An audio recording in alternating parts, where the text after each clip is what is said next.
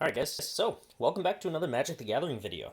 The first thing I wanted to talk about was I did make a custom playmat and I am super proud of it, so I just wanted to quickly show it off. As you can tell, it's a Super Mario Bros. 3 theme. I basically made each zone on it just so it's kind of like something that fits a theme of a game that's really near and dear to me. So I know I can't perfectly center it right now, but we're going to go with that as our kind of like playmat slash background. You can get custom playmats. I'll leave a link. I'll also leave a link to the image that I used in case you would like to buy this or maybe even edit yourself. I'll leave a Photoshop template and I will also leave the actual image for you to play around with. Just a fair warning, the Photoshop template is very amateur. I did not use layers properly. I just kind of threw things together, so best of luck if you want to change things a little bit. But anyway, let's get into our next commander.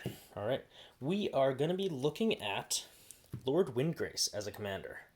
All right, so Lord Windgrace is a really interesting commander because it's a planeswalker built around lands. So for 2 black, red, green, you get a 5 loyalty commander, planeswalker, with a +2 ability, discard a card, then draw a card.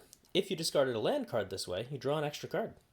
Its -3 is return up to 2 target land cards from your graveyard to the battlefield. And his ultimate ability, which really, it's okay, like it's pretty good, but it's not really the focus of it, is destroy up to 6 target non-land permanents, then create 6 2/2 green cat warrior creature tokens with Forest Walk. So that's a great ability, of course, but with Lord Windgrace, you're probably just going to be bouncing between the +2 and the -3 to draw extra cards, and also get lands in your graveyard, and then when the time's right, use his -3 to pull those lands back into play for whatever reason. And you'll see those reasons unfold on here. Alright, so let's start off with the basic 1-drops, and then we'll go from there. So we have a Birds of Paradise, green mana for a 0/1 flyer, taps for 1 mana of any color. There's a few mana dorks in here, but really, when the theme is land-centric, you don't really run that many mana-producing artifacts or creatures in here, but we'll see what else is in here. All right. We also have an Elvish Reclaimer, green for a 1/2, gets +2/+2 as long as there are 3 or more land cards in your graveyard. Well, in this deck, that's going to happen. So just to get a 3/4 creature for green is not bad. Pay 2 tap, sacrifice a land, search your library for any land card, put it in the battlefield tapped, and shuffle your library. Any land card is the key focus on this card. Alright, we have an Exploration. You can play an additional land each turn. Of course, great card. Power card lets you accelerate into cards, but also lets you drop lands into play very quickly. We have a Kyrian Ranger. Return a forest you control to its owner's hand. Untap target creature. Use it once each turn so you can get lands back to your hand so you can play them again for things like landfall. Deathrite Shaman, green or black for a 1/2. It has 3 mana abilities. I've heard some jokes before. This is the ultimate 1 mana cost planeswalker. You can exile a land card from a graveyard for 1 mana of any color. Pay black tap, exile instant or sorcery from a graveyard to have each opponent lose 2 life, and green tap to exile a creature card from a graveyard to gain 2 life. This guy keeps a lot of things in check. Reanimation, flashback, recurring spells by pulling them back to your hand from your opponents. A lot of different stuff like that. And it also has the upside of either gaining new life or pinging away at your opponent's life. Alright, we have a Jati Offshoot. Just a 0/3 defender. Landfall, whenever a land comes into play, you gain 1 life. Just a simple little landfall trigger. It cancels out fetch lands, which can be quite helpful if you're playing or running a bunch of them. Right, Crop Rotation. When you play Crop Rotation, sacrifice a land, search your library for a land card, put it into play, then shuffle. Great card to get any land that you want into play. Faithless Looting. Draw 2 cards, discard 2 cards, with the flashback cost, of course. Nice way to get lands into your graveyard and also cycle through some stuff. Obviously, we need some kind of mana acceleration. Soul Ring is a must-have in every commander deck. Alright, and now we're moving on to our 2-drops. So, first 2-drop is a Lotus Cobra. Landfall. Whenever a land enters the battlefield under your control, you may add 1 mana of any color to your mana pool.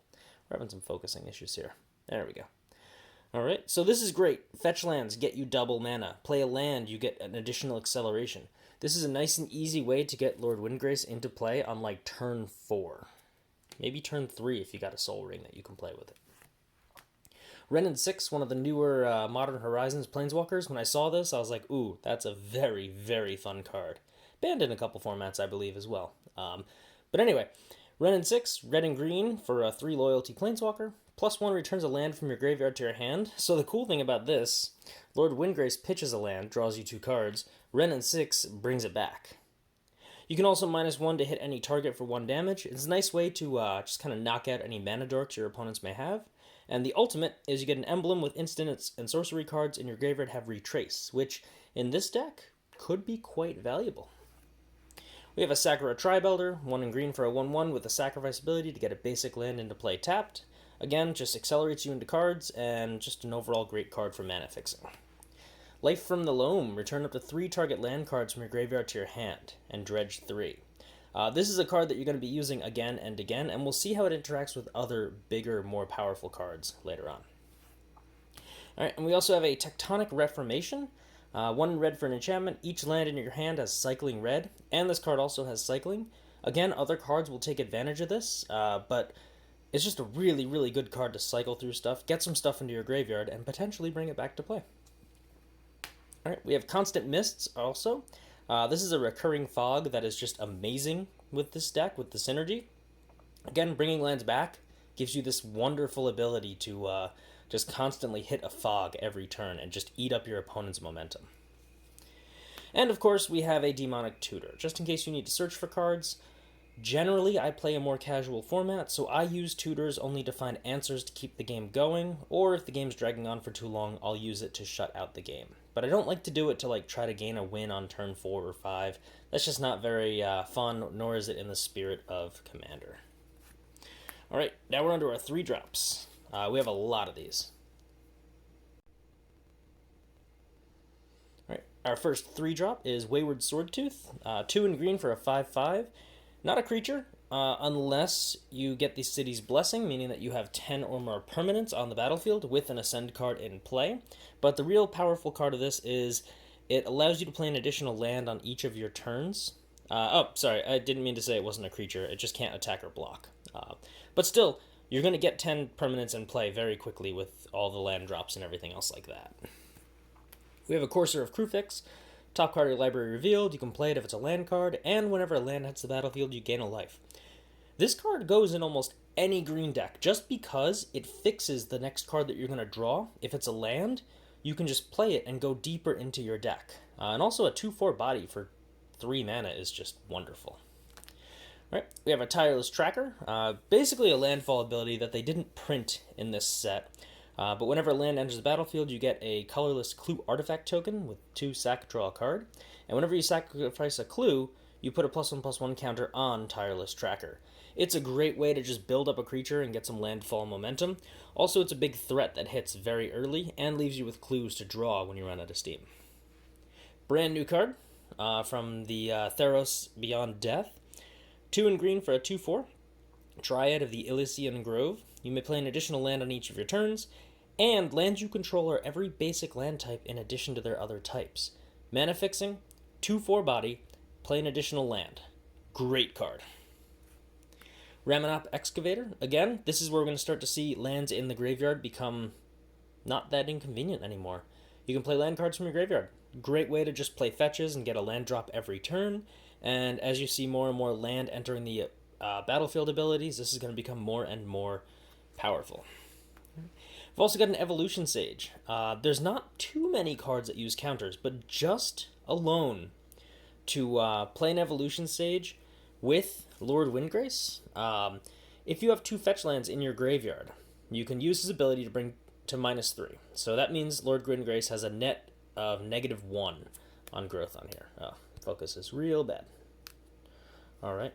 But Lord Windgrace basically, there we go, is netting a -1 because you get the 2 proliferates. But then you sacrifice those fetch lands, and Lord Windgrace gets another 2 proliferate. So now he's at a net +1. So even using his minus ability, and every turn you can do that with these 2 in play, you can keep getting lands onto the battlefield, and you can keep ticking up Lord Windgrace. So Evolution Sage just partnered with Lord Windgrace, already a great card. There's a few other +1/+1 counter mechanics in here as well, one of them being the Tireless Tracker. Right. We've also got Wood Elves, just a very basic, comes into play, search your library for a forest card, put it into play. There's a few lands that have dual typing in here, so we're going to take advantage of that for mana fixing. Grazing Gladeheart, there we go, that's the name. 2 in green for a 2/2, landfall, you gain 2 life. Great ability to gain life. If I can pull 5 or 6 lands into play in a turn, that's 10 to 12 life. That can definitely change the momentum of a game. We have a Retreat to Kazandu, 2 in green. Whenever landfall, whenever land enters the battlefield, you get to choose one. Put a +1/+1 counter on target creature. Again, proliferate mechanic. You can get a +1/+1 counter on each creature and then just make them massive over time. Or you can gain 2 life if you'd like. Journey of Discovery. This is probably the first card I'm going to cut from the deck, actually. I want to put something in a little bit more powerful, probably Harrow, but we'll go into that later. 2 in green for sorcery. Choose one, search the library for up to 2 basic land cards, reveal them, put them in your hand. Or you can play up to 2 additional lands this turn with an Entwine cost of 2 in green. Again, not perfect, but it works for what I need it for. Realms Uncharted, really, really powerful card. 2 in green. Search your library for 4 land cards with different names. Well, we're playing Commander, so it's already singleton format. An opponent chooses 2 of those cards, put the chosen ones in the graveyard, and the rest into my hand, shuffle library afterwards. So you can search for 4 cards, and even if you get the worst 2 cards put into the graveyard, Lord Windgrace will just pull them back if you want right away. And you also have 2 other cards in your hand. There's a few utility lands in here that when you take a look at them, you'll be like, oh, wow, that's pretty nice that you can fetch or pull whatever you want. All right, Search for Tomorrow, just a nice turn 1 drop on a suspend. Search your library for a basic land card, put it into play. It comes into play untapped, which is really nice for, really making this card cost just 1 in green, ultimately on net mana cost. Or if you suspend it, it'll hit during your upkeep on ideally turn 3, which gives you 4 lands or 4 resources to use. Get a Lotus Cobra in play, and now we're talking about Lord Windgrace or even something larger on turn 3. Sylvan Awakening, the reason why I have this card in here, of course, until end of your turn, all lands you control become 2/2 elemental creatures with reach, indestructible, and haste. They're still lands. This isn't just a standalone card. This is one of the infinite mana combos in the deck, and it pairs with Aggravated Assault, which is also 2 in red. Pay 3 red, untap all creatures you control. If that was the end of this, we'd be perfect. Like, that would be, alright, that's a good combo right there, because your lands are creatures now. But untap all creatures you control. After this phase, there's an additional combat phase followed by an additional main phase. Placeability as a sorcery. So you can give yourself 500 million combat phases, and as long as you have 6 lands, you can attack with a 2/2 indestructible a million times, and your opponent's eventually going to rack up damage on their creatures, or you're just going to wear them down with damage. Also, getting infinite mana, you can do a few neat things with this deck. I'm also trying to find some additional outlets for that as well. But for now, this gives you infinite mana and infinite combat steps, so you can just keep attacking and attacking and attacking and attacking. Alright. Got a few more of our 3-drops. Crucible of Worlds, just like the Ramanop Excavator. You can play land cards from your graveyard, just a very powerful card. Crows and Grip, you gotta have some kind of answers in your deck. This destroys an artifact or enchantment. It's got split second, so it can't be countered or responded to. Alright, and then I believe this is our last 3-drop. Sudden Spoiling. I don't know who drew the sunglasses on this guy, but it's kind of funny. I think I might have done that years ago, but I had one lying around, so I threw it in. Sudden Spoiling, 1 black, split seconds. Creatures target player controls become 0/2 and lose all abilities until end of turn. This is a nice way to just shut down an opponent's deck, or their creatures, or their board state, or anything else like that in the swing for a lethal kill. Alright, let's move on to our 4-drops. Alright, our first 4-drop, Mina and Den Wildborn. Alright, this is 2 red and green for a, that's a little piece of dirt I gotta get out of there later. 2 red and green for a 4/4. You can play an additional land on each of your turns. Pretty neat. And red-green, return a land you control to its owner's hand to give target creature trample until end of turn. That is a very, very cool ability because you can bounce lands and play them and get additional landfall triggers every turn. World Shaper. This card is just bonkers. When it attacks, you can put the top 3 cards in your library into your graveyard, and when it dies, you put all land cards from your graveyard onto the battlefield tapped. A lot of this deck is cycling through lands. At any given point, you may have between 5 and 15 lands in your graveyard. Every time you attack, you keep milling cards, and your opponent's eventually going to want to stop this, or if you can figure out a sacrifice engine, which they exist in this deck, you can put all your lands into the battlefield tapped and gain absurd amounts of just value from that. So World Shaper, great card as well. Scape Shift, one of the key components of this deck. Pay 2 green, sacrifice any number of lands, search your library for that many land cards, put them in the battlefield tapped, then shuffle your library. you'll see some of the lands. Choosing which lands you want makes this a very, very powerful deck in terms of just hitting with value as things enter the battlefield. Skyshroud Claim, search your library for up to 2 forest cards and put them into play. Again, we have some lands with some dual typing. This is immediate fixing. Immediate just building into some powerful cards. Really, what it comes down to is 1 in green, because you're searching for 2 forests already and putting them into play. So, the net cost on this is just 2 mana. Skyshroud Claim is such a ridiculous card to use. Alright, we've got Perforos, God of the Forge. This is basically, we're using it for the pump up ability, creatures get +1/+0 until end of turn, and also the enter the battlefield ability with a few other cards. This card combos out quite nicely with them. Perforos could eventually become a creature, but you're not running too many permanent based cards with devotion to red, so that's very unlikely. But Perforos makes a really great threat on the field as well, and especially in the beginning when your opponents don't know what it is or what it's going to do, they might want to get rid of it and waste a removal spell when it's not the key component of the deck, but it's scary enough to gain their attention. And then finally, this is one of my favorite cards in the deck, Reprocess. 2 black. Sacrifice any number of artifacts, creatures, and or lands, and draw a card for each one sacrificed this way. Well, we were talking about World Shaper, so what I could do is play Reprocess, sacrifice World Shaper and all of my lands, draw between 5 and 15 cards. World Shaper's trigger goes onto the stack, and then all land cards go from my graveyard to the battlefield tapped again, which I get to draw a ton of cards, and then all my lands come back into play with enter the battlefield abilities. Reprocess is ridiculous in here. Alright, so a lot of cards are pretty low cost in here, just because you want that efficiency. But let's look at some of the big heavy hitters. Zendikar Royal, 3 green for an enchantment. Whenever a land enters the battlefield under your control, put a 2/2 green elemental creature token onto the battlefield. Makes tokens, and again, you saw all those different synergies with pulling lands into play. Zendikar Royal will bring out a lot of 2/2s. Titania, Protector of Argoth, 3 green for a 5/3. Enters the battlefield. Return a land card from a graveyard to the battlefield. Great ability already. Whenever a land you control is put into a graveyard from the battlefield, make a 5/3 green elemental creature token. Fetch lands. Reprocess. All of these other different sacrifice mechanics make a ton of 5/3 green elemental creature tokens. You will swarm the field with these. Right.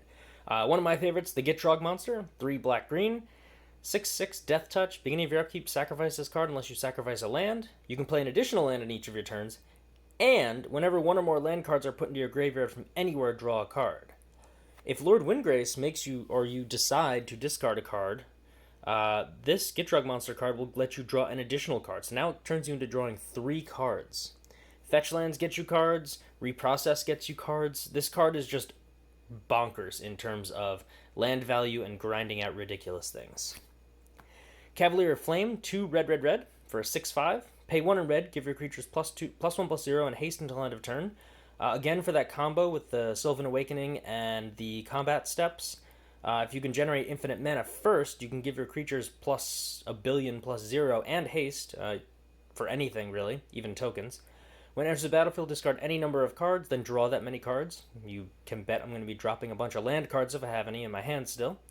When it dies, it deals X damage to each opponent and each planeswalker they control, where X is the number of land cards in your graveyard. That's gonna do some real hefty damage. It takes care of planeswalkers, takes care of pretty much anything, and it's a 6/5, meaning that your opponent really doesn't want to let this sit on the battlefield, so someone's gonna kill it, and they're gonna take a lot of damage as a consequence. Alright, Mazirek, Crawl Death Priest, 3 black-green for a 2/2 flying. Whenever a player sacrifices another permanent, put a +1/+1 counter on each creature you control.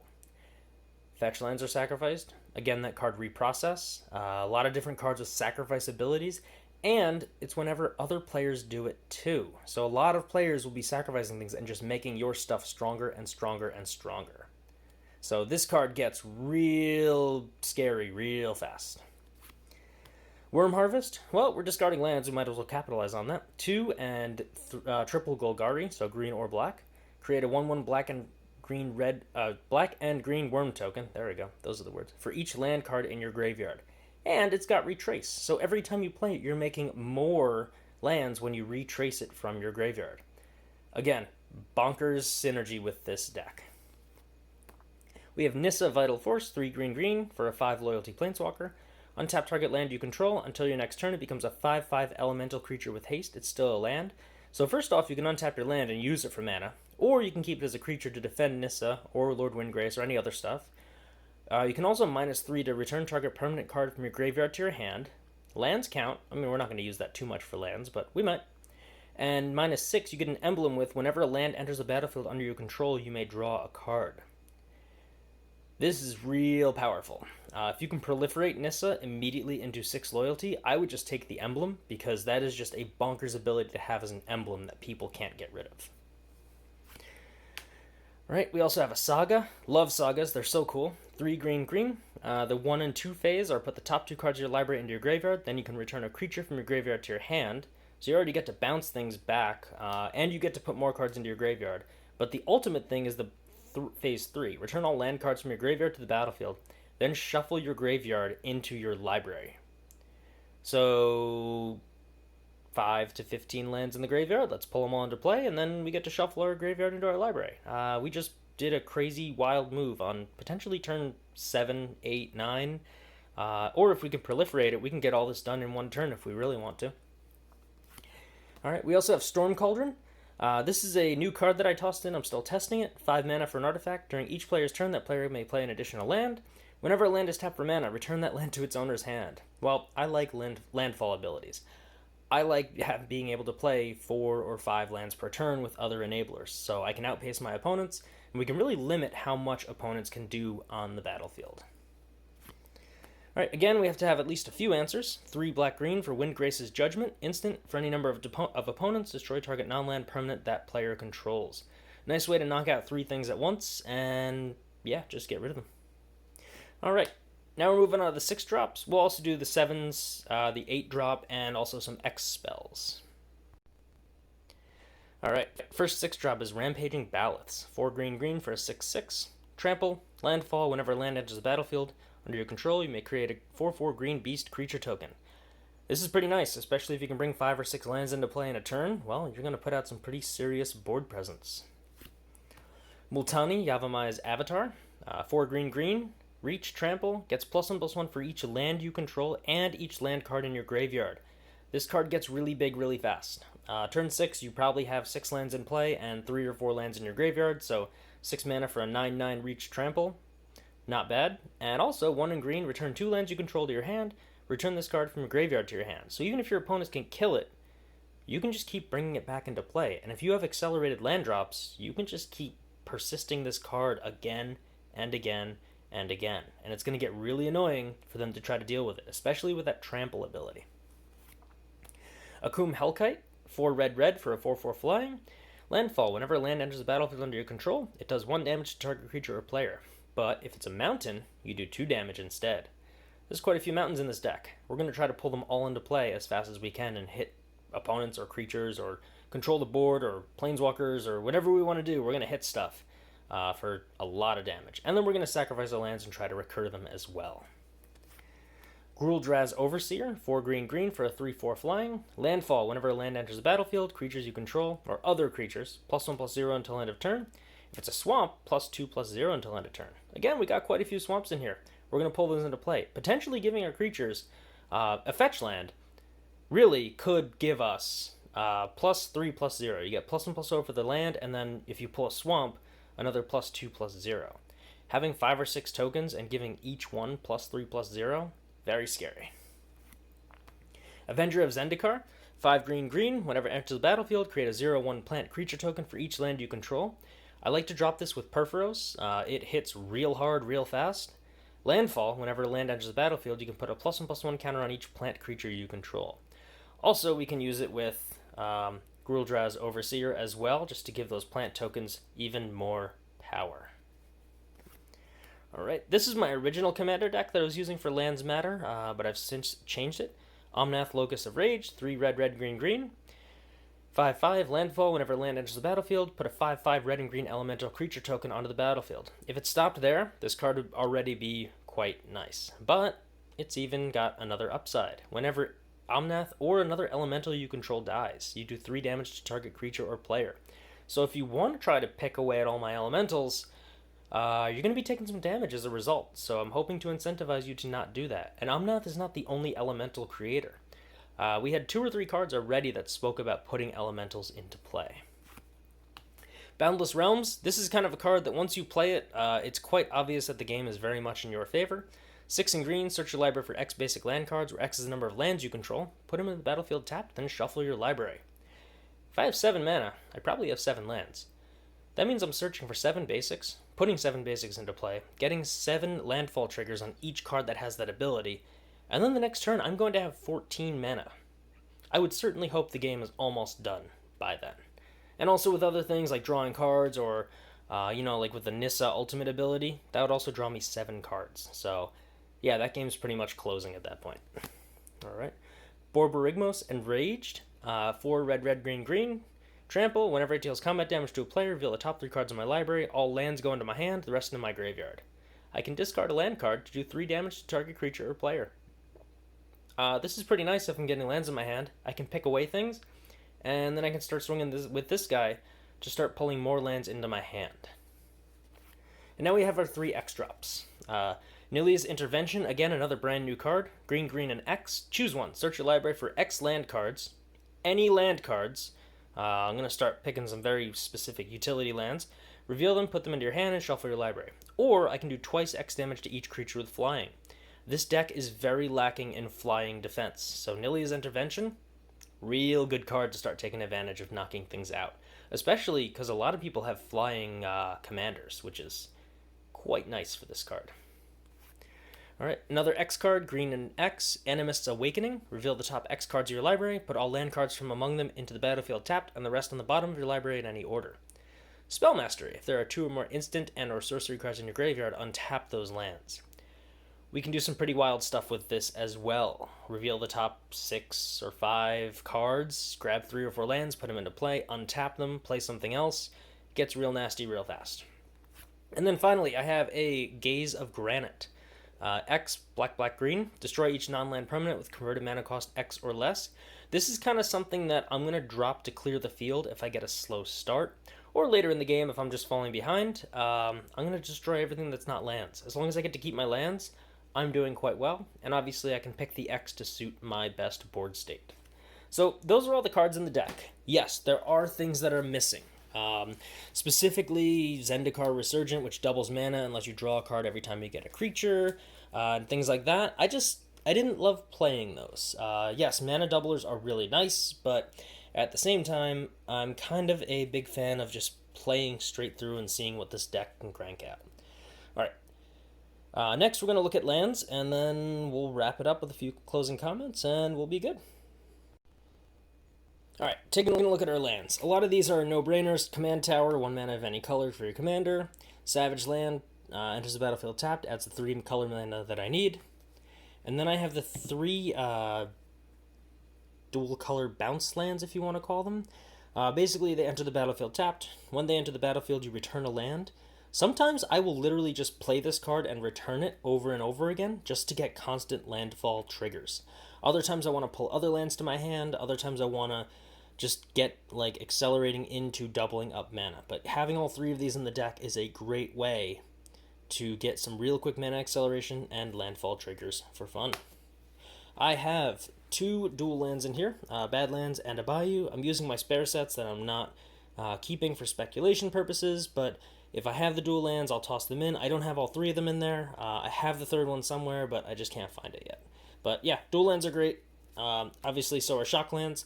I only put in 2 shock lands as well, just because I also don't want this to be like a 90% competitive deck. There's some mana fixing. There's enough to just get your initial fixing, and then after that, I should be able to figure it out from there. All right, we have 4 fetch lands. I can fetch cards within our colors. Alright, so Windswept Heath, even though it's green and white, technically the color identity is nothing because it doesn't talk about white mana anywhere. So grab my forests or any other land with dual typing.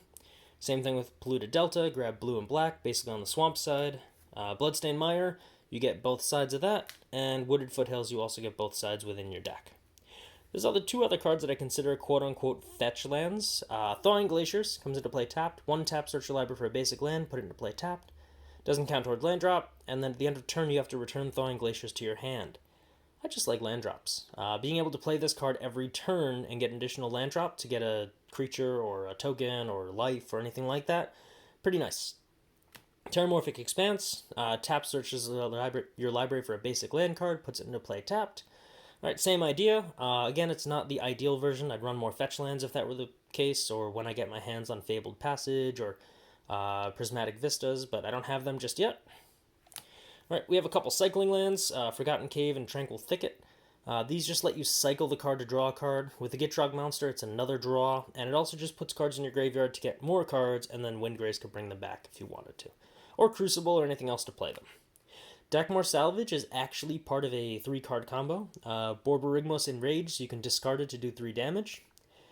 Then you can have the Gitrog Monster let you draw a card, but instead of drawing a card, you can dredge 2, flip 2 cards over, pull it back to your hand, discard, rinse, and repeat over and over again. So you can basically do damage equal to half the size of your library. Alright, Field of the Dead. This is one of the key components of the deck. Enters the battlefield tapped. Whenever it or another land enters the battlefield under your control, if you control 7 or more lands with different names, make a 2/2 black zombie creature token. Most of the lands in here are singletons, so you're going to be able to be consistently dropping creatures into play. We're also going to use Thespian Stage to become a copy of it, to basically double up our zombie tokens, or if our opponents have really good lands, we're going to start stealing them. Hissing Quagmire becomes a little 2/2 black and green elemental, so Omnath works well with that. It's also got Death Touch. This is a nice little surprise card of, gotcha, I have a blocker, and I'm going to trade with your creature. Oh, and then I'm just going to bring it back into play again and again. Bochuka Bog is a utility land that takes care of an opponent's graveyard. I can exile all the cards from there. It's nice against any sort of graveyard theme. Nurturing Peatland lets you draw a card. Yeah, you have to pay a life for green or black, but I'll deal with it. But sacrificing it and being able to play it again and again lets you draw an extra card each turn for really 1 mana, so I'm not complaining there. Scavenger Grounds, another great utility card. Sacrifice a desert. Well, this is a desert. That's probably the only one I'll be sacrificing. Exile all cards from all graveyards. If I need to go nuclear and wipe graveyards clean because somebody has a win condition in their graveyard, this is the card I want to use. Glacial Chasm is my nice little hiding from the game and locking down the game as long as I can. Cumulative upkeep 2 life. I don't really care about that. When it comes into play, sacrifice a land. I cannot attack. All damage dealt to me is reduced to 0.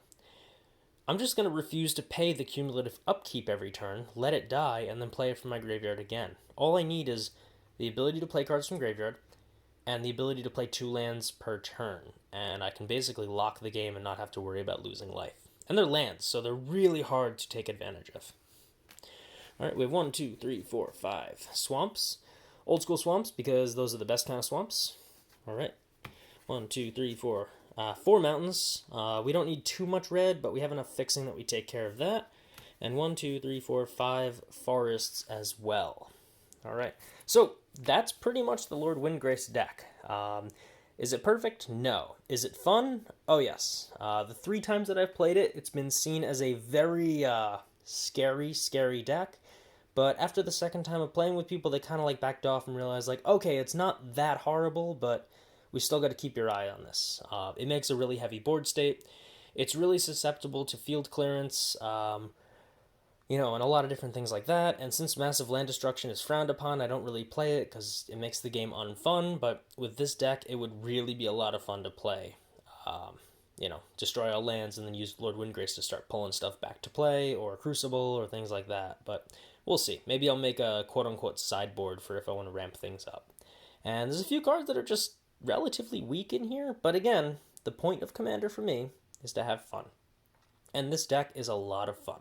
It's got a lot of interaction, it's got a lot of cool systems and engines.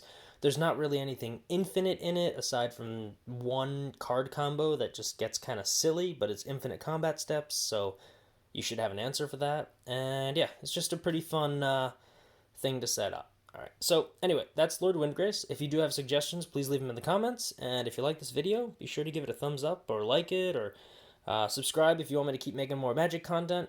And on a side note, I'm also going to be starting a Python programming tutorial this summer. So that'll be a separate playlist. So if you are interested in that, make sure you subscribe, and I'm looking forward to see you all in class during the summer.